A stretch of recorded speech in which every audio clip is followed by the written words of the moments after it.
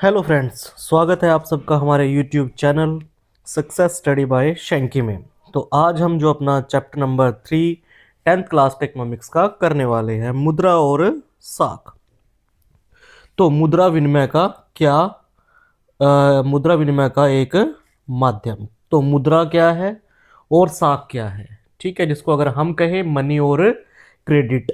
Money क्या है जो हम इस्तेमाल कर रहे हैं वो क्या है, और जो हम क्या कर रहे हैं मनी का एक्सचेंज कर रहे हैं वो क्या है, उसके बारे में हम क्या करेंगे आज, हम क्या करेंगे अध्ययन करेंगे। उसके बारे में आज हम स्टडी करेंगे कि कैसे जो है मनी जो है एक, हम जो भी सामान खरीद रहे हैं बेच रहे हैं उसका सिर्फ एक क्या है, ये मीडियम है, अदर कुछ नहीं है, ठीक है।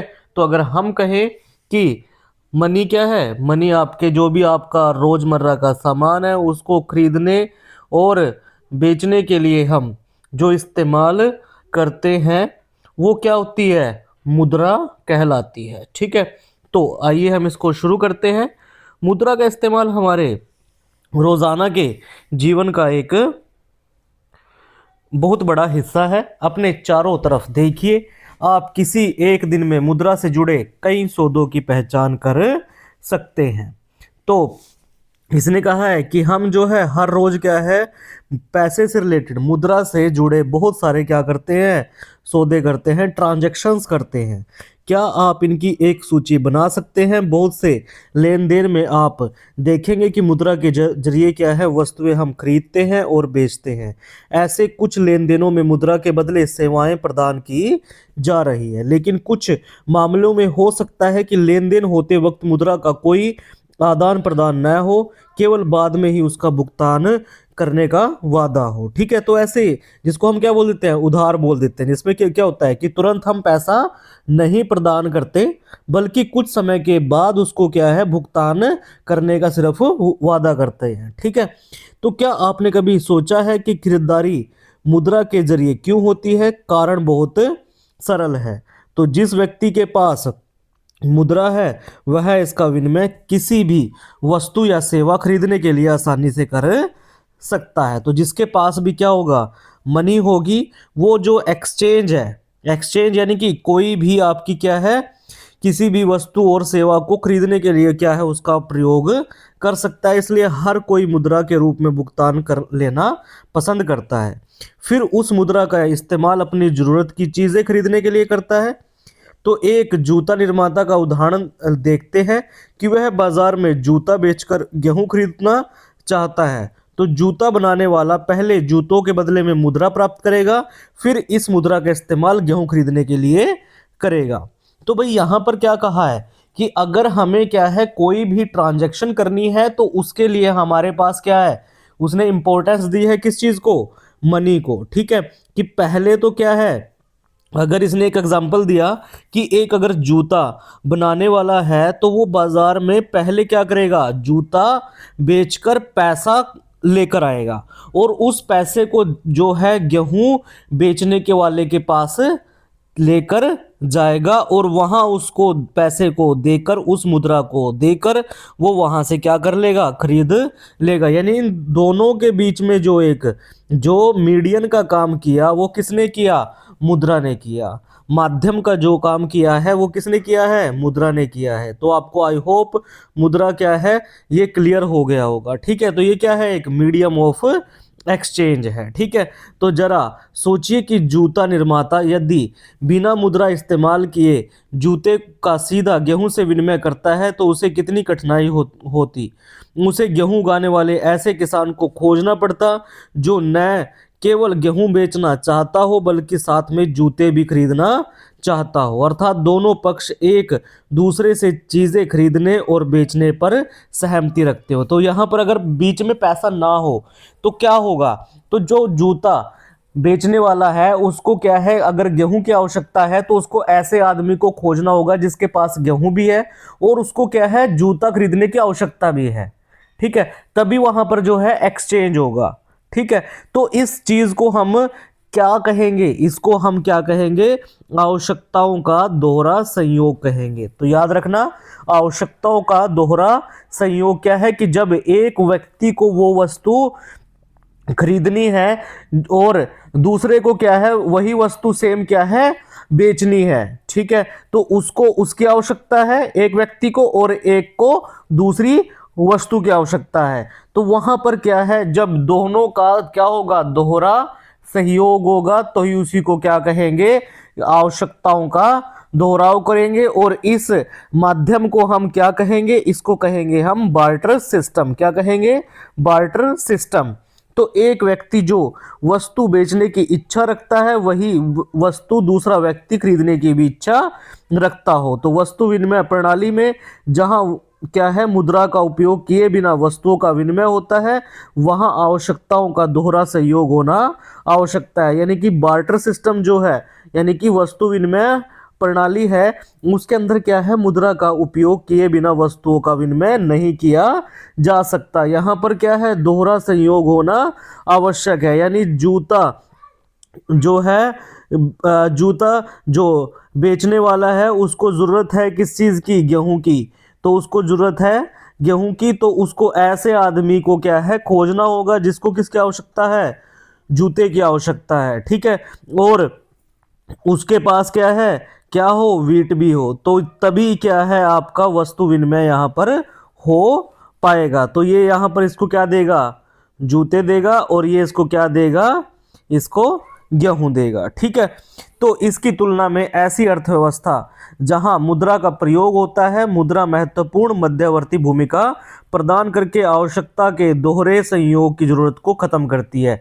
अगर हमारे पास मुद्रा हो, मनी हो, तो हमको क्या है, यहाँ पर ऐसे संयोग की क्या है, आवश्यकता नहीं होगी। तो हमें क्या है, वीट वाले की आवश्यकता नहीं होगी। जूता वाला क्या करेगा, जूते वाला क्या करेगा, जो है वो शूज को क्या करेगा, सेल करेगा। ठीक है, और उससे क्या आ जाएगी, उसके पास मनी आ जाएगी। ठीक है, और वो उस मनी को लेकर जाएगा कहाँ, किसके पास, वीट वाले के पास, और वीट वाला उसको क्या करेगा, उसको वीट प्रोवाइड करा देगा। यानी इसमें जो है मध्यस्थता का, मीडियन का जो काम किया वो किसने किया, मनी ने किया जी। ठीक है, तो फिर जूता निर्माता के लिए जरूरी नहीं है कि वो ऐसे किसान को ढूंढे जो न केवल उसके जूते खरीदे, बल्कि उसके साथ उसकी गेहूं भी बेचे। ठीक है, उसको क्या है, वो क्या करे, गेहूं भी बेचे। तो उसे केवल अपने जूते के लिए क्या करना है, खरीदार ढूंढना है। अगर सिर्फ पैसे का एक्सचेंज हो रहा है, तो उसको सिर्फ किसको ढूंढना है, जूते के खरीदार को ढूंढना है। तो एक बार उसने जूते मुद्रा में बदल लिए, तो वह बाजार में गेहूं या अन्य कोई वस्तु क्या कर सकेगा, आसानी से खरीद सकता है। तो चूंकि मुद्रा विनिमय प्रक्रिया में मध्यस्थता का काम करती है, तो इसे क्या बोलते हैं, विनिमय का माध्यम। तो याद रखना, मुद्रा को क्या बोलते हैं, विनिमय का माध्यम कहा जाता है। ठीक है, तो आई होप ये आपको जो है टॉपिक क्लियर हो गया। वस्तुओं को क्या, मुद्रा को क्या है, विनिमय का माध्यम क्यों कहा जाता है। तो हमने देखा कि मुद्रा ऐसी चीज है, मुद्रा ऐसी चीज है जो लेन देन में विनिमय का माध्यम बन सकती है। सिक्कों को चलने से पहले तरह तरह की चीजें मुद्रा के रूप में इस्तेमाल की जाती है। ठीक है, तो उदाहरण के लिए बहुत प्रारंभिक काल से ही भारतीय अनाज और पशु का मुद्रा के रूप में इस्तेमाल करते थे। इसके बाद सोना, चांदी, तांबे जैसे धातुओं के सिक्कों का चलन हुआ, जिसका चलन पिछली सदी तक रहा है। तो इसने कहा है कि हम लेन देन के लिए सिक्कों का जो प्रचलन है वो तो अभी इस्तेमाल हुआ है। पहले हम जो है लेन देन के लिए अनाज का इस्तेमाल करते थे, पशु का इस्तेमाल करते थे। ठीक है, तो उनका उपयोग किसके लिए करते थे, मुद्रा के रूप में करते थे कि भाई मेरे पास गाय है, तू क्या कर ले, गाय ले ले और मेरे को 20 किलो अनाज दे दे। तो यहां पर क्या हुआ, गाय को क्या कर लिया, मुद्रा के रूप में प्रयोग कर लिया। ठीक है, तो इसका जो है चलन पिछली, जो आपके पास सिक्के हैं, इनका चलन जो है पिछली सदी तक। बट बाद में क्या हुआ कि जो गाय भैंस या अनाज है, उनकी जगह जो है किसका आ गया प्रचलन, सिक्कों का प्रचलन आ गया। पहले सोने के सिक्के आए, चांदी के सिक्के आए, तांबे के सिक्के आए। ठीक है, ये अलग अलग जो है आपके पास सिक्के आते रहे।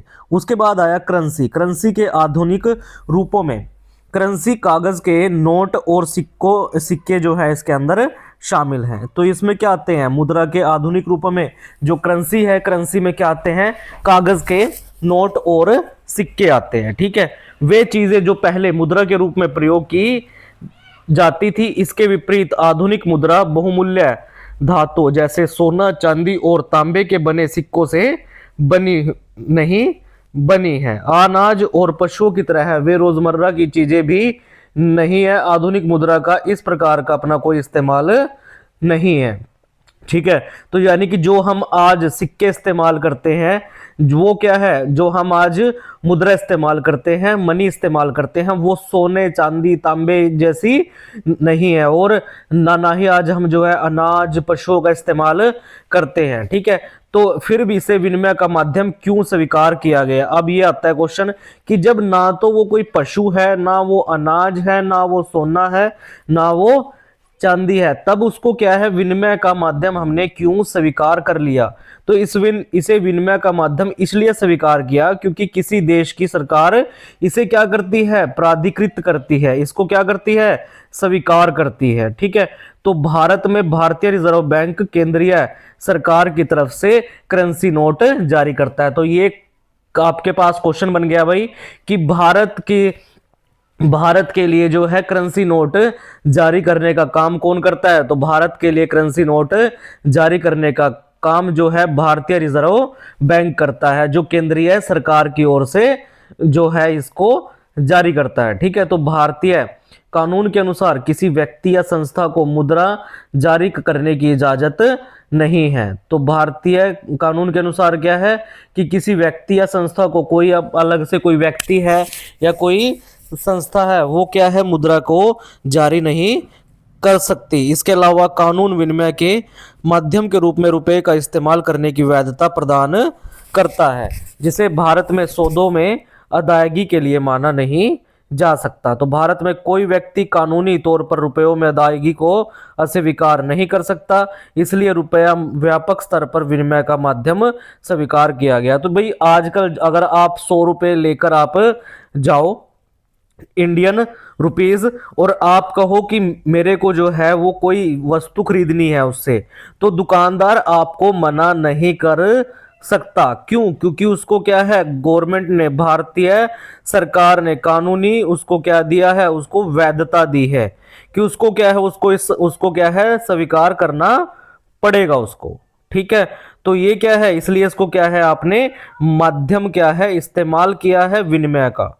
ठीक है, तो ये क्या है, सरकार की ओर से क्या होता है, पूर्णतः वैध होता है। ठीक है, तो बैंकों में निक्षेप, तो लोग मुद्रा बैंकों में निक्षेप के रूप में भी रखते हैं। ठीक है, अपनी जो पैसा है उसको क्या है, सेविंग के तौर पर या कैसे भी आपको क्या है उसकी आवश्यकता होती है, तो उनको क्या करते हैं, बैंकों में भी क्या है रख देते हैं। तो किसी समय पर लोगों को रोजमर्रा की आवश्यकताओं के लिए कुछ ही करेंसी की जरूरत होती है। जैसे एक आदमी है, वो क्या है, जॉब कर रहा है और उसको जो है 35,000 रुपये सैलरी उसके अकाउंट में आ रही है, तो वो क्या करेगा, उसने क्या है, जितनी आवश्यकता है 15,000 20,000 रुपये वो उसमें से क्या कर लेगा, निकाल लेगा, बाकी को उसमें ही रहने देगा या उसको कहीं और क्या कर देगा, उनको इन्वेस्ट कर देगा। तो ये क्या है, उसने क्या किया, बैंक के अंदर ही उस पैसे को, बचे हुए को क्या कर लिया, निक्षेप कर लिया। ठीक है, तो उदाहरण के लिए इसने एक दिया है कि हर महीने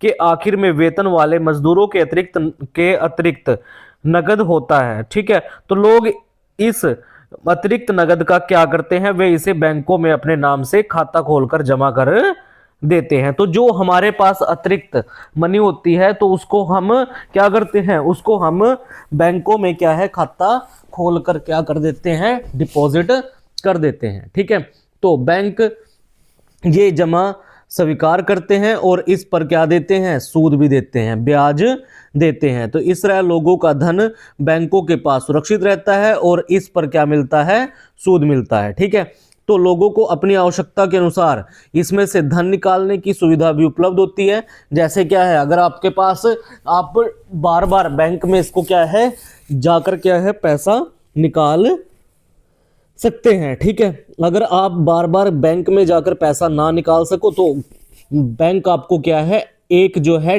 डेबिट कार्ड क्या है प्रोवाइड करा देता है, डेबिट कार्ड जो है वो प्रोवाइड करा देता है, तो आप उससे क्या है किसी भी एटीएम पर जाकर क्या है पैसा निकाल सकते हो। ठीक है, तो चूंकि बैंक खातों में जमा धन को मांग के जरिए निकाला जा सकता है, इसलिए इस जमा को क्या है मांग जमा कहा जाता है। तो मांग जमा किसको कहते हैं? जो हमने अपने खातों में पैसा क्या रखा है, हमने डिपॉजिट कर रखा है, उसको जब हम अपनी डिमांड के अकॉर्डिंग क्या है निकलवा सके, उसको क्या बोलते हैं? मांग जमा बोलते हैं। ठीक है, उसके बाद आता है मांग जमा एक अन्य दिलचस्प सुविधा देता है। यह सुविधा उसे मुद्रा का विनिमय का माध्यम महत्वपूर्ण लक्षण प्रदान करती है।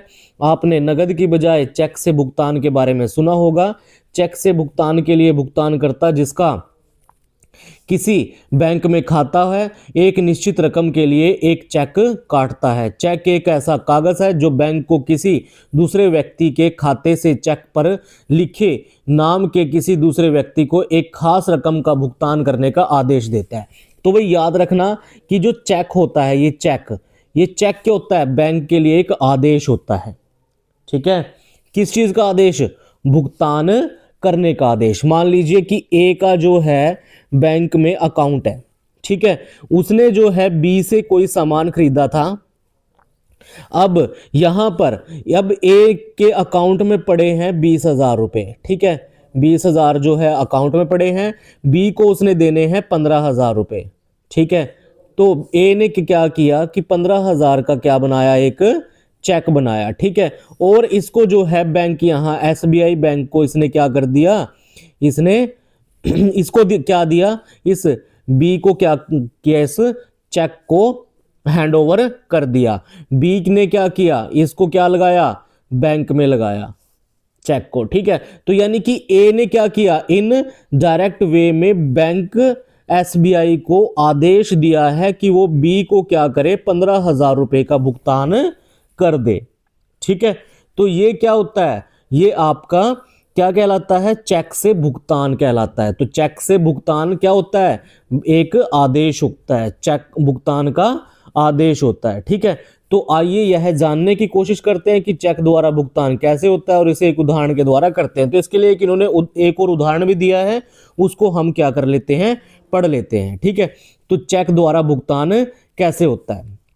तो इसने कहा है कि जूता निर्माता एम सलीम को चमड़ा आपूर्तिकर्ता को भुगतान करना है। ये एक चमड़ा सप्लायर है, उसको क्या करना है? इसने पेमेंट करनी है। ठीक है, किसने? एम सलीम ने। तो और उसके लिए वह एक विशेष रकम का चेक लिखता है, अर्थात जूता निर्माता अपने बैंक को चमड़ा आपूर्तिकर्ता को यह रकम देने का आदेश देता है। तो चेक बनाया किसने? जूता निर्माता एम सलीम ने बनाया। किसके लिए बनाया? बैंक के लिए बनाया। किसके लिए बनाया? बैंक के लिए बनाया। ठीक है, कि वो क्या करे? उसने क्या दिया? एक आदेश दिया। किसको? उसने आपूर्तिकर्ता को दिया। ठीक है, तो चमड़ा आपूर्तिकर्ता क्या करेगा? इस चेक को लेकर कहां आएगा? बैंक में जाएगा। ठीक है, और अपने खाते में इसको क्या कर देगा? जमा कर देगा। ठीक है, तो धन एक बैंक खाते से दूसरे बैंक खाते में कुछ दिनों में क्या हो जाएगा?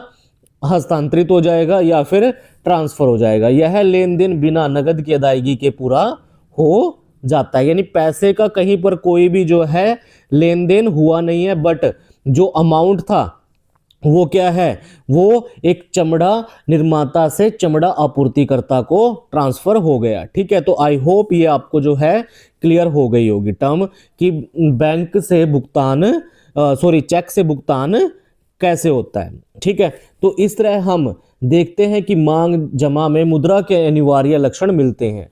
तो जो आपकी डिमांड डिपॉजिट होती है उसके अंदर जो है वो उसके अंदर मनी के जो है अनिवार्य लक्षण हमें क्या है? मिलते हैं। मांग जमा के बदले चेक लिखने की सुविधा से बिना नगद का इस्तेमाल किए सीधा भुगतान करना संभव हो जाता है। ठीक है, तो जो आपका चेक लिखना होता है, ठीक है, इसमें आपकी नगद का इस्तेमाल नहीं होता, बट अगर आप जो है चेक का इस्तेमाल ना करो तो उसमें क्या है? आपको फिर आपको जो है मुद्रा का इस्तेमाल करना पड़ेगा।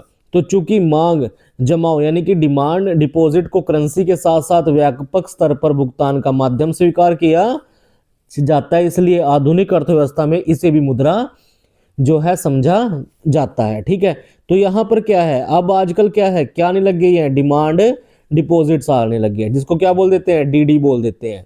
ठीक है, तो जो ये डीडी है, इसको क्या है, इसको मनी में कन्वर्ट किए बिना आप क्या है, किसी और को क्या कर देते हो, ट्रांसफर कर देते हो, और वो जो है आदमी इसको क्या करेगा, बैंक में जाएगा और इसको क्या कर लेगा, बुनवा लेगा, यानी कि उसको क्या है, उसको अपने पास कैश करवा लेगा या उसको अपने अकाउंट में जमा करवा देगा। तो यहाँ आपको बैंक की भूमिका को याद रखना होगा। बैंकों के लिए इन जमा के बदले कोई भी मांग जमा एवं भुगतान नहीं होगा। मुद्रा के आधुनिक रूप करेंसी और जमा आधुनिक बैंक प्रणाली की कार्य प्रणाली से बहुत करीब से जुड़े हुए हैं। ठीक है, तो आगे आते हैं, हमारे पास इनके पास क्वेश्चन है कुछ, इसको आप कर सकते हो। बैंकों की ऋण संबंधी गतिविधियां।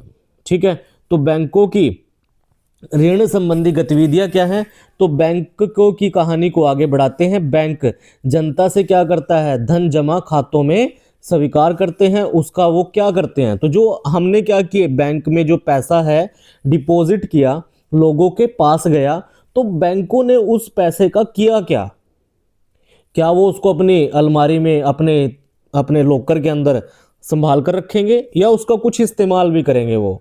तो यहाँ एक दिलचस्प क्रियाकलाप काम कर रही है। बैंक जमा रकम का एक छोटा हिस्सा अपने पास नगद के रूप में रखते हैं। तो बैंक जो है जितनी भी जमा रकम है, जितनी भी आपकी डिपॉजिट्स हैं, उनको क्या करेगा, उसका सिर्फ एक छोटा हिस्सा क्या करेगा, अपने पास कैश के रूप में रखेगा। उदाहरण के लिए आजकल भारत में बैंक जमा का केवल 15% हिस्सा नगद के रूप में अपने पास रखते हैं। कि जो बैंक है जितनी भी उनके पास डिपॉजिट्स है, अगर उनके पास 1 लाख रुपए की डिपॉजिट हुई है, अगर उनके पास 1 लाख की डिपॉजिट हुई है, तो वो सिर्फ 15,000 रुपए का कैश ही अपने पास रखेंगे। तो अगर उन्होंने 15,000 का कैश अपने पास रखा, तो 85,000 रुपए गए कहाँ, तो आगे हम इसको पढ़ते हैं। तो देखो उसने क्या कहा कि इसे किसी एक दिन में जमाकर्ता द्वारा धन निकालने की संभावना को देखते हुए यह प्रावधान किया है कि अगर 1 लाख रुपए हर रोज जो है डिपॉजिट हो रहे हैं, तो ऐसा नहीं है कि हर रोज ही 1 लाख रुपए वाले जो हैं हर रोज आएंगे आपके पास हैं। तो उसमें से आपके पास ऐसी संभावना रखते हैं कि सिर्फ 15% लोग ही आपके पास जो है वो क्या करेंगे, वो आपके पास पैसा निकलवाने के लिए आएंगे। ठीक है, तो चूंकि एक विशेष दिन में केवल कुछ जमाकर्ता ही क्या करते हैं, नगद निकालने के लिए आते हैं, इसलिए बैंक का काम इतने नगद से आराम से क्या हो जाता है, चल जाता है। तो बैंक जमा राशि के एक बड़े भाग को ऋण देने के लिए इस्तेमाल करते हैं। विभिन्न आर्थिक गतिविधियों के लिए ऋण की बहुत मांग रहती है। तो भाई जो बाकी का जो हमने कहा था कि 1 लाख रुपए थे, उसमें से डिपॉजिट रखे अपने पास 15,000 रुपए, तो बाकी के 85,000 का किया क्या, तो ये तो अपने पास क्या रख लिए, रिजर्व के रख लिए भाई उन्होंने, कि अगर कोई निकलवाने के लिए आ गया तो उसको दे दिए। तो बाकी के जो 85,000 हैं, 85,000 को उन्होंने क्या रखा, उन्होंने क्या किया, उनको लोन प्रोवाइड करा दिया। किनको, जिनको लोन की आवश्यकता थी। ठीक है, जिनको लोन की आवश्यकता थी उनको क्या किया, ये 85,000 रुपए प्रोवाइड करा दिया। यानी कि किसके लिए, कोई आपकी क्या है, अलग अलग गतिविधियों के लिए, किसी को अपने बिजनेस के लिए जरूरत है, किसी को किसी अन्य जो है काम के लिए पैसे की जरूरत है। ठीक है, तो यानी कि ये क्या करेगा, इनको क्या करेगा, बैंक जो है लोन प्रोवाइड करा देगा या इसको क्या कर देगा, इनको इन्वेस्ट करने का काम करेगा। ठीक है, तो हम इसके बारे में आने वाले खंडों में पढ़ेंगे। बैंक जमा राशि का लोगों की ऋण आवश्यकताओं को पूरा करने के लिए इस्तेमाल करते हैं। वही हमने जो अभी पढ़ा कि बैंक जो है, जो आपके पास डिमांड डिपॉजिट्स हैं, ठीक है, जो उनको क्या किया, उनको जो है ऋण की आवश्यकताओं को पूरा करने के लिए इस्तेमाल किया। इस तरह बैंक जिनके पास अतिरिक्त राशि है, तो बैंक जिनके पास अतिरिक्त राशि है, उन्हें जिन्हें राशि की जरूरत है के बीच मध्यस्थता का काम करता है। तो देखो भाई मध्यस्थता का काम कैसे करता है कि एक तो है जिन्होंने क्या किया, डिपॉजिटर्स हैं, डिपॉजिटर कौन है, जिन्होंने पैसा जमा करवाया। ठीक है, और एक है ब्रोवर। ठीक है, तो ब्रोवर एक को तो पैसे की, एक के पास पैसा ज्यादा है और एक के पास पैसा नहीं है, तो इन दोनों के बीच में जो है ब्रोवर का काम करेगा कौन, इनके बीच में जो है एक मध्यस्थ का, बिचौलिए का, इंटरमीडिएट का जो काम करेगा वो कौन करेगा, बैंक करेगा। कौन करेगा, बैंक करेगा। ठीक है, तो बैंक इसके लिए अब जो है ये बैंक जो है ये बीच में काम करेगा क्यों, मतलब क्या है इसका काम करने का। तो यहां पर ये क्या है, इन्होंने पैसा जमा कराया बैंक के अंदर, तो इस पे मान लीजिए कि बैंक ने सेविंग के लिए इसको पैसा प्रोवाइड कराया, कितना, 4% लोन, 4% का इसको इंटरेस्ट प्रोवाइड कराया। और इसने इसको क्या किया था, डिपॉजिटर ने बैंक में अपना पैसा जमा किया था, तो बैंक ने इसको क्या दिया, 4% का ब्याज दिया। अब ब्रोवर को पैसे की जरूरत थी, वो गया किसके पास, बैंक के पास। ब्रोवर गया बैंक के पास, तो ब्रोवर ने कहा कि मेरे को पैसे की जरूरत है, आप मुझे पैसा प्रोवाइड कराओ। तो बैंक ने कहा पैसा तो मिल जाएगा बट इंटरेस्ट देना पड़ेगा 15%, इंटरेस्ट देना पड़ेगा 15%। ठीक है, तो यहां पर ब्रोवर ने जो है इंटरेस्ट दिया बैंक को, कितना, 15% का। बैंक ने इंटरेस्ट दिया डिपॉजिटर को 4% का, तो जो बीच का 11% था वो क्या है, बैंक की कमाई है। वो क्या रहेगी, बैंक की कमाई है। इसलिए बैंक क्या करता है, मध्यस्थता का काम करता है। ठीक है, तो इसने उससे ज्यादा क्या है, ब्याज ऋण पर लेते हैं। तो जितना जो है बैंक जमा पर जो ब्याज देते हैं डिपॉजिटर्स को, जमाकर्ता को जो उन्होंने ब्याज दिया, उससे ज्यादा जो क्या है वो क्या करते हैं, ऋण पर ब्याज लेते हैं। तो कर्जदारों से लिए गए ब्याज और जमाकर्ता को दिए गए ब्याज के बीच का जो अंतर होता है उसी को बैंक की आय कहा जाता है, जो मैंने आपको अभी समझाया। तो अगर सभी जमाकर्ता एक ही समय में अपनी धन राशि की मांग करने बैंक पहुंच जाए तो क्या होगा, तो ऐसा अगर हो जाए तो क्या होगा, तो भाई जमाकर्ता लोग जमा करते हैं, ठीक है, और लोग जो है अपना धन निकाल लेते हैं। और यहाँ पर कर्जदार क्या करते हैं, कर्जदार लोग जो है लोग यहाँ पर ऋण लेते हैं बैंकों से, और क्या है यहाँ पर क्या करते हैं, लोग क्या है ऋण लौटाते हैं, किसके साथ, ब्याज के साथ। ठीक है, यहाँ पर मैंने आपको बताया था कि 4% इनको दिया, मान लीजिए ब्याज यहाँ पर इसको दिया, बट यहाँ पर जो है ब्याज लिया कितना, 15% लिया, तो ये 11% क्या है, 11% बैंकों की आय रहेगी। ठीक है, तो आई होप ये आपको क्लियर हो गया होगा। ठीक है, तो साख की दो विभिन्न स्थितियां, तो हमारी रोजमर्रा की गतिविधियों में ऐसे बहुत से लेन देन होते हैं जहां किसी न किसी रूप में ऋण का प्रयोग होता है। ठीक है, तो ऋण उधार से हमारा तात्पर्य एक सहमति से है, जहां साहूकार क्या करते हैं, कर्जदार को धन, वस्तुएं या सेवाएं मुहैया कराता है और बदले में भविष्य में कर्जदार से भुगतान करने का वादा लेता है। तो यहाँ पर क्या होता है कि हमारे पास जो रोजमर्रा की जितनी भी गतिविधियां हैं उनके अंदर क्या होते हैं, बहुत सारे लेन देन होते हैं जिसमें क्या होता है, ऋण का प्रयोग होता है। ठीक है, तो ऋण से हमारा तात्पर्य क्या है कि एक ऐसी सहमति है जहां पर साहूकार क्या करेगा, कर्जदार को धन या वस्तुएं या सेवाएं मुहैया कराएगा। ठीक है, कई बार वो क्या कराता है, पैसा भी मुहैया कराता है, कई बार वस्तुएं मुहैया कराता है, कई बार सेवाएं भी मुहैया कराता है। और जो ये सब देने के बदले में उसको मिलता क्या है, उसके बदले में कर्जदार उसको भविष्य में भुगतान करने का वादा ले लेता है। ठीक है, तो ऋण की क्या भूमिका होती है, तो त्योहार का मौसम, तो अब से 2 महीने बाद त्योहार का मौसम है और जूता निर्माता सलीम के पास शहर के एक बड़े व्यापारी से 3000 जोड़ी जूते की मांग आती है, जिसे उसे 1 महीने के अंदर पूरा करना है।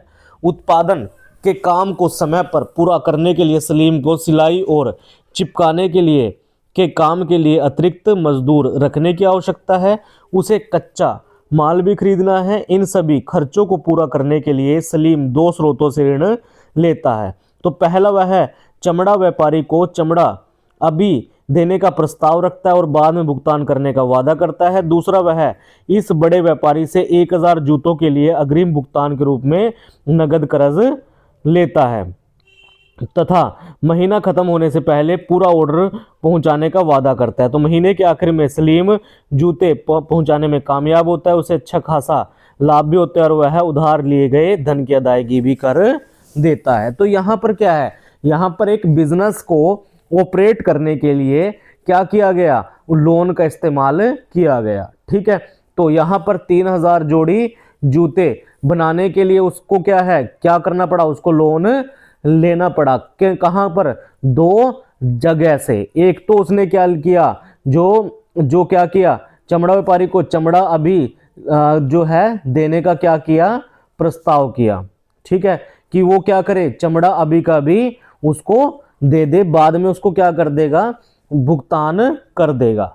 और दूसरा उसने क्या किया, जो बड़ा व्यापारी था उसको 1000 जूतों के लिए अग्रिम भुगतान यानी कि एडवांस पेमेंट के लिए उसने क्या किया, उसने जो है तैयार कर लिया ताकि वो क्या कर सके, ऑर्डर को पूरा कर सके। तो ऐसे जो है आपके लोन क्या है, लिए जा सकते हैं। तो सलीम उत्पादन के एक कार्यशील पूंजी की जरूरत को ऋण के द्वारा पूरा करता है। ऋण उसे उत्पादन के कार्यशील खर्चों तथा उत्पादन को समय पर पूरा करने में मदद करता है और वह अपनी कमाई बढ़ा पाता है। यानी कि उसने क्या किया, ऋण का प्रयोग कैसे किया, जो अपने उत्पादन के कार्यशील खर्चे हैं, ठीक है, जो उसके वर्किंग एक्सपेंडिचर्स हैं, जो उसके ऑपरेटिंग एक्सपेंडिचर्स हैं, उनको क्या करने के लिए, उनको पूरा करने के लिए उसने लोन का इस्तेमाल किया। और उत्पादन को क्या है, एक समय पर यानी कि एफिशिएंट वे में उसने क्या है, पूरा करने के लिए उसने क्या किया, उसने लोन लिया। ठीक है,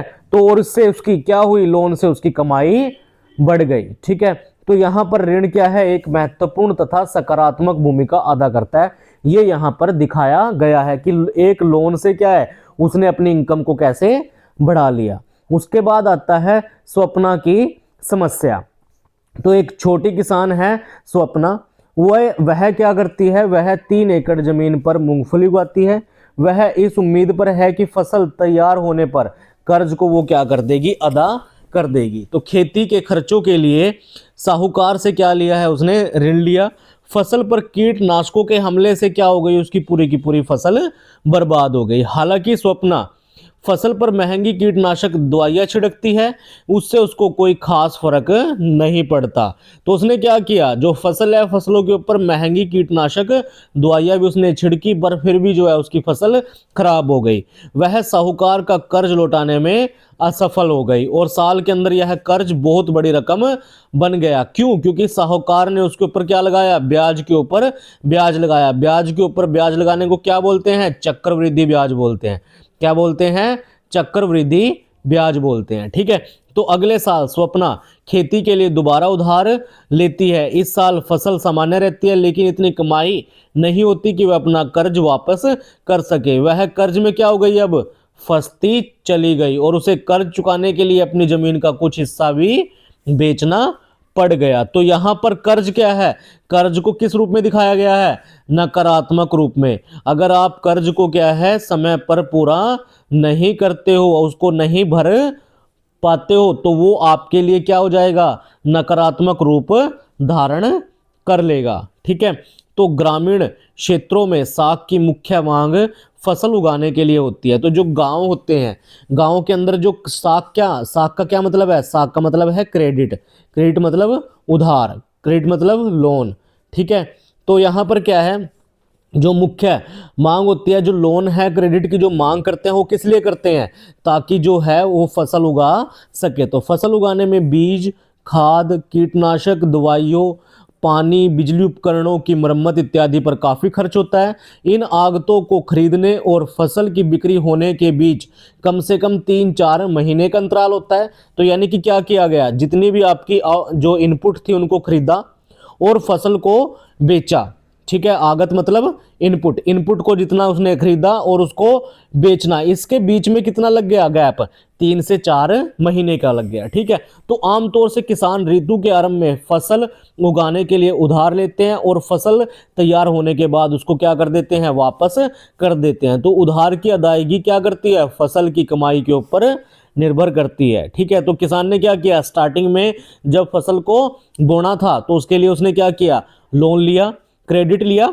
ठीक है, और जब फसल आ गई तो उसको क्या है, जो है बेचकर उसने क्या कर दिया, उस लोन को पूरा कर दिया। तो ये क्या है, ये सब किसके ऊपर था डिपेंड, ये फसल की कमाई पर निर्भर था। ठीक है, तो स्वप्ना के मामले में फसल बर्बाद हो जाने से कर्ज की अदायगी असंभव हो गई। ठीक है, तो वहां पर जो स्वप्ना थी उसका जो फसल क्या हो गई, बर्बाद हो गई, जिसकी वजह से उसकी जो अदायगी थी वो असंभव हो गई। उसे कर्ज उतारने के लिए अपनी जमीन का कुछ हिस्सा बेचना पड़ा। ऋण ने स्वप्ना की कमाई को बढ़ाने की बजाय उसकी स्थिति क्या कर दी, बदतर कर दी। उसे आम भाषा में कर्ज जाल कहा जाता है। वो क्या होती गई, कर्ज के जाल में फंसती चली गई। ठीक है, तो इस मामले में ऋण कर्जदार को ऐसी परिस्थितियों में धकेल देता है जहां से बाहर निकलना काफी कष्टदायक हो जाता है। तो एक स्थिति में ऋण आय बढ़ाने से में क्या कर रहा है, सहयोग कर रहा है। तो जो आपका वहां पर चमड़ा जो है, चमड़े के जूते वाला जो एक कौन था, व्यापारी था, उसके लिए उसने क्या किया, ऋण की आय, ऋण ने क्या किया, उसकी आय को बढ़ा दिया, जिससे व्यक्ति की स्थिति पहले से क्या हो गई, बेहतर हो गई। दूसरी स्थिति में क्या हुआ, जो फसल थी वो बर्बाद होने के कारण जो व्यक्ति था वो क्या हो गया, ऋण के जाल में फंस गया। जो व्यक्ति था वो अपने ऋण के जाल में फंस गया। तो स्वप्ना को कर्ज उतारने के लिए अपनी जमीन का एक हिस्सा भी क्या करना पड़ा, बेचना पड़ा। तो स्पष्ट है कि इसकी स्थिति पहले की तुलना में कैसी हो गई, बदतर हो गई। स्वप्ना की जो स्थिति थी वो क्या हो गई, पहले की स्थिति में और ज्यादा बदतर हो गई। तो ऋण उपयोग होगा या नहीं, यह उपयोगी होगा कि उसका फायदा आपके लिए होगा या नहीं, वो किसके ऊपर, परिस्थितियों के खतरों और हानि के ऊपर क्या करता है, डिपेंड करता है। ठीक है, तो यहां पर क्या है, ऋण की शर्तें।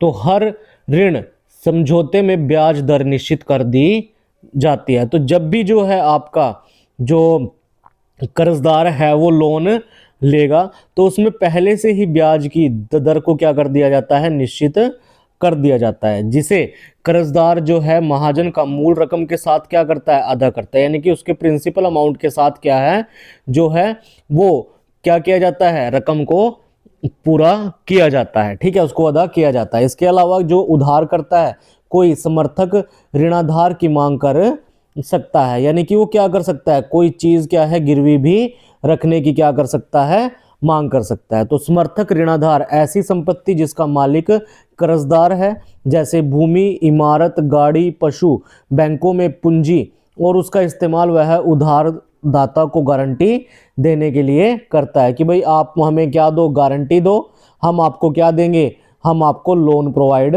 कराएंगे। ठीक है, तो लोन के लिए क्या ली उसने, गारंटी ली। ठीक है, तो जब तक ऋण का भुगतान नहीं हो जाता वो उसको क्या कर सकता है, इस गारंटी की वस्तु के क्या कर सकता है, इस्तेमाल कर सकता है। यदि कर्जदार उधार वापस नहीं कर पाता तो उधारकर्ता को भुगतान प्राप्ति के लिए संपत्ति, ये जो गारंटी के लिए उसने वस्तु रखी थी उसको क्या कर सकता है, वो जब्त करने का जो है उसको अधिकार होता है। या तो उसको अपने पास रख ले या उसको क्या कर दे, बेचकर अपना ऋण को क्या कर सके, उतार सके। ठीक है, तो यहां पर कहा उसने कि जो आपके पास संपत्ति जैसे कि जमीन, बैंकों से जमा पूंजी, पशु इत्यादि समर्थक ऋणाधार के आम उदाहरण हैं। ठीक है, तो इसमें क्या होता है, ज़्यादातर जो जमीन होती है बैंकों में जमा होती है, पूंजी, पशु, ये सब क्या है, ये आपके ऋणाधार के लिए समर्थन, यानी कि आपके जो क्या होते हैं, लोन के लिए गारंटी का काम करते हैं, जिनका उपयोग क्या करते हैं, कर्ज लेने के लिए किया जाता है। ठीक है, तो इसमें आपका एक जो है दिया है आवास ऋण। तो मेघा ने घर खरीदने के लिए बैंक से 5 लाख रुपए का कर्ज लिया। इस कर्ज पर ब्याज की वार्षिक दर जो थी वो 12% थी। ठीक है, तो जो दर है वो कितनी है, 12% है। इस कर्ज को 10 साल में मासिक किस्तों में लौटाया जाना है। बैंक मेघा को बैंक से कर्ज लेने से पहले उसे अपनी नौकरी और वेतन संबंधी रिकॉर्ड दिखाने पड़ते हैं। यानी उसने जब लोन लिया था उसको क्या अपनी जॉब और जो जो उसकी सैलरी है उससे जो रिलेटेड है वो रिकॉर्ड दिखाने पड़े। तो बैंक नए घर के सभी कागज ऋणाधार के रूप में रख लेता है, जिन्हें मेघा द्वारा ब्याज समेत कर्ज लौटाने पर वापस किया जाएगा। ठीक है, तो उसके बाद क्या है, इसने कहा है कि ब्याज दर जो होती है वो समर्थक ऋणाधार आवश्यक कागजात और भुगतान के तरीकों को सम्मिलित रूप से ऋण की गारंटी की शर्तें कहा जाता है। तो जो आपकी ब्याज दर या समर्थक ऋणाधार या जो आवश्यक कागजात हैं और भुगतान के तरीके जो है कैसे आप उसको क्या करोगे, पेमेंट करोगे, ये सब क्या होते हैं, ये आपके लोन की शर्तें कहलाती है, ऋण की शर्तें कहलाती है। तो ऋण की शर्तों में एक ऋण व्यवस्था से दूसरी ऋण व्यवस्था में काफी फर्क आ जाता है। तो कर्ज की शर्तें उधारदाता और कर्जदार की प्रकृति पर भी निर्भर करती है।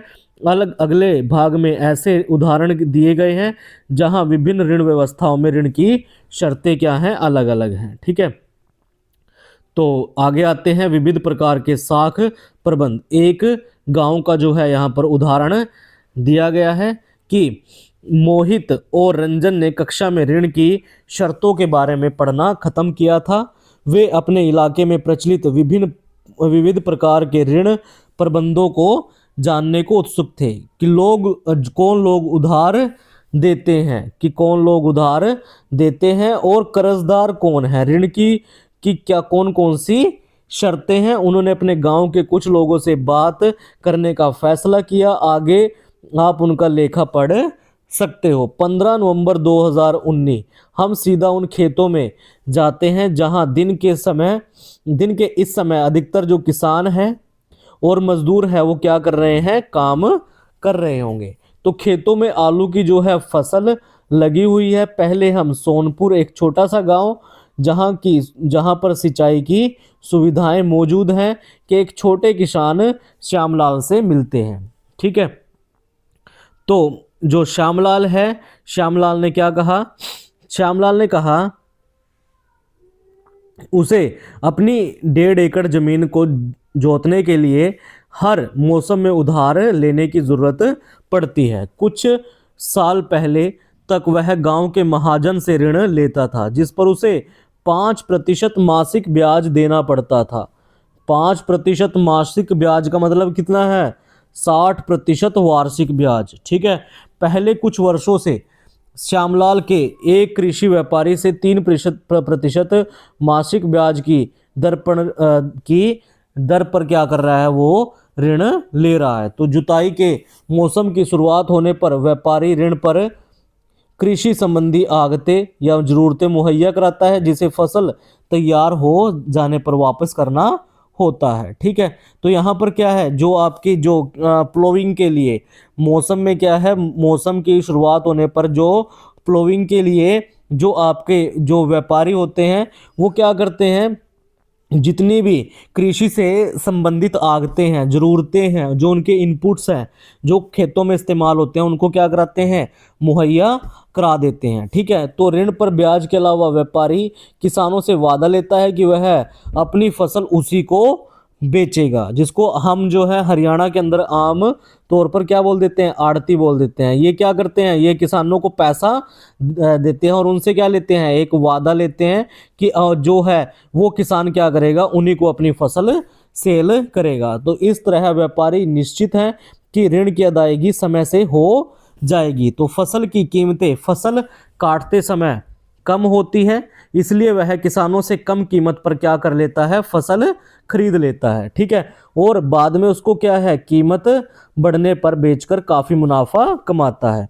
तो व्यापारी को उस समय फसल खरीदने से जो मुनाफा होता है वह फसल सस्ते में खरीद कर बाद में उसको क्या है, कीमत बढ़ने पर और ज़्यादा जो है कीमत पर क्या करता है, सेल करता है। तो अब हम अरुण से मिलते हैं जो एक किसान मजदूर के काम का निरीक्षण कर रहा है। जो क्या है, एक किसान मजदूर है, उसके काम को क्या कर रहा है, ऑब्जर्व करने का काम कर रहा है। तो अरुण के पास 7 एकड़ जमीन है। अरुण सोनपुर के उन कुछ लोगों में से है जिसे खेती के लिए बैंक से ऋण मिला है। तो उसको क्या है, खेती के लिए कहाँ से मिला है ऋण, उसको मिला है बैंक से। तो इस ऋण पर वार्षिक ब्याज दर कितनी है, 8.5% है। ठीक है, 8.5% है, और इसे अगले 3 वर्षों में कभी भी लौटाया जा सकता है। तो अरुण की योजना है कि वह फसल तैयार होने पर अपनी उपज का कुछ हिस्सा बेचकर इस ऋण की अदायगी कर देगा। वह बाकी आलू की फसल को शीत भंडार यानी कि जो उसका स्टोर, कोल्ड स्टोर हाउस है, उसके अंदर क्या करेगा, कोल्ड स्टोरेज के अंदर क्या कर देगा, रख देगा। तो बैंक से उसके बदले में क्या ले लेगा, एक नया ऋण लेने के लिए दरखास्त कर देगा, अप्लाई कर देगा। तो बैंक उन किसानों को ऐसी सुविधा देने के लिए तैयार है जो पहले से खेती के लिए उससे ऋण ले चुके हैं। ठीक है, तो यहां पर जो एक श्यामलाल था वो क्या था, वो एक छोटा किसान था जिसके पास सिर्फ कितनी थी, 1.5 एकड़ लैंड थी। ठीक है, यानी कि 1.5 एकड़ लैंड थी। जबकि जो अरुण था उसके पास जो लैंड थी वो कितनी थी, 7 एकड़ थी। तो यहां पर जो श्यामलाल है उसको जो है लोन मिला, वो पहले मिला 60% पर एनम के हिसाब से। ठीक है, सॉरी, और जो बाद में उसको क्या है लोन मिला, कितने पर, उसको लोन मिला 3% यानी कि 36% पर एनम के हिसाब से। ठीक है, बट जो यहां पर अरुण है, अरुण को क्या मिला, जो अरुण को लोन मिला वो मिला कितना, 8.5% के पर एनम के हिसाब से। तो यहां पर क्या है, इतना अंतर क्यों है, उस श्यामलाल को क्या है, लोन जो है इतना महंगा क्यों मिल रहा है, इसके बारे में हम आगे पढ़ेंगे। तो रमा निकट के खेत में कृषि मजदूर के रूप में काम करती है। तो यहाँ पर जो रमा है वो कौन है, वो एक कृषि मजदूर है। तो साल में कई महीने रमा के पास कोई काम नहीं होता, उसे अपने रोजमर्रा के खर्चों के लिए क्या लेना पड़ता है, कर्जा लेना पड़ता है। अचानक बीमार पड़ने पर या परिवार में किसी समारोह पर खर्च करने के लिए भी उसे क्या है, कर्ज लेना पड़ता है। रमा कर्ज के लिए अपने मालिक पर, जो सोनपुर का मध्यम वर्गीय भूस्वामी है, उसके ऊपर आश्रित है। भूस्वामी उसे 5% मासिक ब्याज दर पर ऋण देता है। तो ये जो लैंड ओनर है उसको 5% मासिक दर यानी कितना, 60% पर एनम के हिसाब से क्या दे रहा है, उसको लोन प्रोवाइड करा रहा है। तो रमा उस कर्जे को भूस्वामी के यहाँ काम करके वापस करती है। अधिकांशतः रमा को नया ऋण लेना पड़ता है, तो जबकि वह पुराना ऋण लौटा भी नहीं पाती। वर्तमान में उसे भूस्वामी के 5,000 रुपये देने हैं। यद्यपि भूस्वामी उसके साथ अच्छा व्यवहार नहीं करता, फिर भी वह उसके लिए लगातार काम करती है ताकि वह आवश्यकता पड़ने पर और ज़्यादा क्या ले सके, उससे ऋण ले सके। तो रमा हमें बताती है कि सोनपुर में भूमिहीन लोगों के लिए ऋण का एकमात्र स्रोत क्या है, भूस्वामी नियोक्ता ही है। ठीक है, उसके बाद आता है सहकारी समितियों से लोन। तो भाई अब तक हमने क्या पढ़ा था कि जो लोन आ रहा था, जो शाम जो था, और क्या है, जो एक और लेडी थी, ये क्या नाम था इसका, रमा, इन्होंने क्या किया, इन्होंने जो लोन लिया वो कहाँ से लिया, इन्होंने लोन लिया जो साहूकारों से लिया। ठीक है, जिसपे उन्होंने क्या किया, अच्छा खासा जो है उनसे इंटरेस्ट रेट क्या किया, चार्ज किया। ठीक है, जबकि जो अरुण था, अरुण ने जो लोन लिया वो किससे लिया, बैंक से लिया, जिससे उसका जो इंटरेस्ट रेट है वो कम पड़ा। तो बैंकों के अलावा ग्रामीण क्षेत्रों में सस्ते ऋण का एक अन्य स्रोत सहकारी समितियां हैं। तो बैंकों के अलावा भी जो है, जो ऑप्शन है वो ऑप्शन है सहकारी समितियां हैं। ठीक है, तो सहकारी समितियों के सदस्य अपने संसाधनों को कुछ क्षेत्रों में सहयोग के लिए एकत्र करते हैं। तो जो सहकारी समिति के सदस्य होते हैं, ये क्या है, जितने उनके रिसोर्सेज होते हैं उनको क्या है, कुछ एरियाज के अंदर इकट्ठा करते हैं। कई प्रकार की सहकारी समितियां संभव हैं, जैसे किसानों, बुनकरों एवं औद्योगिक मजदूरों इत्यादि की सहकारी समितियां। तो कृषक जो है सहकारी समिति सोनपुर के नज़दीक एक गांव में काम करती है। तो उसके इसके क्या है, 2300 किसान सदस्य हैं। ठीक है, तो वह अपने सदस्यों से क्या करती है, डिपॉजिट्स को एक्सेप्ट करती है, जमा को प्राप्त करती है। इस जमा पूंजी को ऋणाधार मानते हुए इस सहकारी समिति ने ऋण से एक बड़ा जो है ऋण जो है प्राप्त किया। तो उन्होंने क्या किया, इस सहकारी समिति ने बैंक से क्या ले लिया, एक बड़ा लोन ले लिया। तो इस पूंजी का इस्तेमाल उन्होंने किसानों को, उनके सदस्यों को कर्ज देने के लिए किया। जो उनके सदस्य थे उनको क्या है, लोन प्रोवाइड कराने के लिए उन्होंने क्या किया, उस पूंजी का इस्तेमाल किया। तो यह ऋण लौटाने के बाद कर्ज का दूसरा दौर शुरू किया जा सकता है। तो कृषक सहकारी समिति कृषि उपकरण खरीदने, खेती या कृषि व्यापार करने, मछली पकड़ने, घर बनाने और अन्य विभिन्न प्रकार के खर्चों के लिए ऋण मुहैया कराती है। ठीक है, तो ये होती है सहकारी समितियां। ठीक है भाई, तो भारत में औपचारिक क्षेत्रक में साख। तो ये औपचारिक क्षेत्रक क्या होते हैं, तो भाई यहाँ पर औपचारिक, तो हमने कहा है कि हमने ऊपर के उदाहरणों में देखा है कि लोग विभिन्न स्रोतों से क्या करते हैं, ऋण प्राप्त करते हैं। विभिन्न प्रकार के ऋणों को दो वर्गों में बांटा जा सकता है। एक तो जो हमने ऊपर पढ़े थे, एक ने लोन लिया था किससे, साहूकार से। ठीक है, एक ने लोन लिया था किससे, बैंक से। ठीक है, तो यहां पर जो आपके पास इन्हीं को क्या है, एक को कहा गया अनौपचारिक और एक को कहा गया औपचारिक। ठीक है, तो पहले वर्ग में बैंकों और सहकारी समितियों से कर्ज आते हैं, यानी औपचारिक में बैंकों और जो हमारी सहकारी समितियां हैं उनसे क्या आते हैं, कर्ज आते हैं। और जो दूसरा वर्ग है उसके अंदर जो है अनौपचारिक में आपके जो कौन आते हैं, साहूकार, व्यापारी, मालिक, रिश्तेदार, दोस्त इत्यादि आते हैं। तो आलेख में आप भारत के ग्रामीण परिवारों के लिए ऋण के विभिन्न स्रोतों को देख सकते हैं। क्या अधिक ऋण औपचारिक क्षेत्रक में आ रहे हैं या अनौपचारिक क्षेत्रक में आ रहे हैं, तो इसको आप क्या है यहाँ पर देख सकते हैं।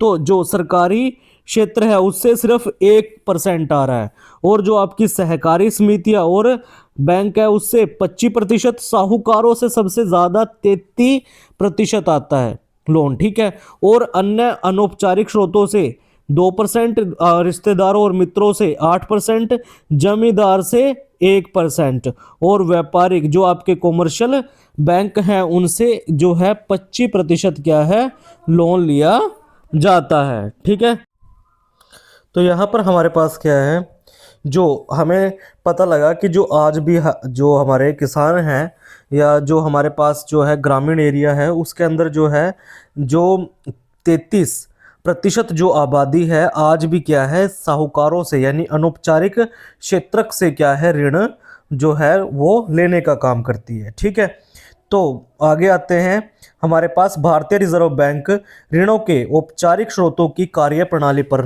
नज़र रखता है। तो उदाहरण के लिए हमने देखा है कि एक बैंक जो है अपनी जमा का एक न्यूनतम नगद हिस्सा अपने पास रखता है, और आरबीआई जो है उसको क्या है, बाद में उसको क्या कर देता है, आरबीआई क्या है इसके ऊपर क्या रखता है, नज़र रखने का काम करता है कि बैंक वास्तव में नगद शेष बनाए हुए हैं।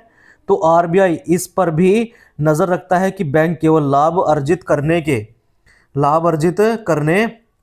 वाले व्यापारियों या व्यवसायियों को ही ऋण मुहैया करा रहे हैं, बल्कि छोटे किसानों या उद्योगों, छोटे कर्जदारों इत्यादि को भी ऋण दे रहे हैं। तो समय समय पर बैंकों द्वारा आरबीआई को यह जानकारी देनी पड़ती है कि वे कितना और किन को ऋण दे रहे हैं और उसकी ब्याज की दर क्या है। ठीक है, तो यहाँ पर क्या कहा है कि जो आपका जितने भी जो औपचारिक स्रोत है उनके ऊपर जो आपका आरबीआई है वो क्या रखता है, एक नज़र बनाकर रखता है कि क्या बैंक जो है वो सिर्फ लाभ कमाने के उद्देश्य से क्या कर रहा है, लोन प्रोवाइड करा रहा है, या फिर क्या है वो क्या है, छोटे किसानों, छोटे उद्योगों या छोटे कर्जदारों को इत्यादि को भी क्या है, लोन प्रोवाइड करा रहा है या नहीं। तो समय समय पर बैंकों द्वारा जो है आरबीआई को क्या है, ये जानकारी क्या है, प्रोवाइड करानी पड़ती है। तो अनौपचारिक क्षेत्रक में ऋण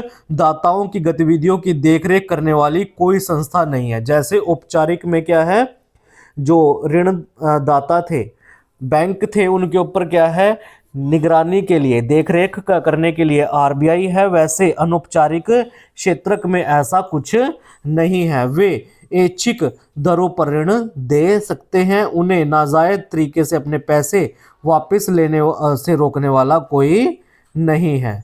तो औपचारिक ऋण दाताओं की तुलना में अनौपचारिक क्षेत्र के ज्यादातर ऋणदाता कहीं अधिक ब्याज जो है वो वसूल करते हैं। तो जो आपके अनौपचारिक है, साहूकार वगैरह जो है वो क्या करते हैं, वो आपके ज़्यादा जो है ब्याज वसूल करते हैं, इसलिए अनौपचारिक ऋण कर्जदाता को अधिक महंगा पड़ता है। ठीक है, तो ऋण की ऊंची लागत का अर्थ है कि कर्जदार की आय का अधिक हिस्सा ऋण की अदायगी में ही खर्च हो जाता है। तो जितनी ज़्यादा जो है आपके लोन की कॉस्ट होगी, उसका मतलब ये होगा कि जो आपका क्या है कर्जदार है, उसकी जो आय है, उसकी जो इनकम है, उसका एक बड़ा हिस्सा जो है वो कर्ज जो है वो ऋण दाता के पास चला जाएगा। ठीक है, तो इसलिए कर्जदार के पास अपने लिए कम आय बचती है। ठीक है, तो कुछ मामलों में ऋण की ऊंची ब्याज दरों के कारण कर्ज वापस करने की रकम कर्जदार की आय से भी अधिक हो जाती है। ठीक है, तो कई बार जो है आपको कई बार ऐसा आता है कि जो कर्ज की रकम है वो क्या है, कर्जदार की इनकम से भी क्या हो जाती है, ज्यादा हो जाती है। इसके कारण ऋण का बोझ बढ़ जाता है। जैसा कि हमने सोनपुर के रमा के मामले में देखा, तो ऋण जो है एक व्यक्ति जब क्या है ऋण जाल में फंस जाता है, तो वो लगातार उसी में क्या है फंसता ही रहता है। तो ऐसा भी संभव है, जो लोग कर्ज लेकर अपना उद्यम शुरू करना चाहते हैं, वे ऋण की अधिक लागत को देखकर पीछे हट जाते हैं। तो जो अपना एक नया बिजनेस स्टार्ट करने के, जो अपना नया स्टार्टअप के लिए आ रहे हैं, वो कई बार जो है लोन को देखकर, लोन की जो कॉस्ट है उसको देखकर क्या है कई बार पीछे ही हट जाते हैं। तो इन सभी कारणों को देखते हुए बैंकों को सहकारी समितियों को ज़्यादा कर्ज देना चाहिए। इसके जरिए लोगों की आय बढ़ सकती है और बहुत से लोग अपनी विभिन्न जरूरतों के लिए सस्ता कर्ज ले सकेंगे। ठीक है, तो यहाँ पर क्या है, जितनी भी सहकारी समिति है उनको ज़्यादा कर्ज देना चाहिए, जिससे क्या होगा, उन लोगों की इनकम बढ़ेगी, यानी उनको उनके पास जो जो कर्ज होगा वो कैसा रहेगा, सस्ता रहेगा। वे फसल उगा सकते हैं, कोई कारोबार कर सकते हैं, छोटे उद्योग इत्यादि लगा सकते हैं, वे नया उद्योग लगा सकते हैं या वस्तुओं का व्यापार कर सकते हैं। सस्ता और सामर्थ्य के अनुकूल कर्ज देश के विकास के लिए क्या है, आवश्यक है। ठीक है भाई, तो यहाँ तक हमारा जो है ये टॉपिक क्लियर हो गया होगा आपका। ठीक है, तो औपचारिक और अनौपचारिक साख किसे क्या मिलता है।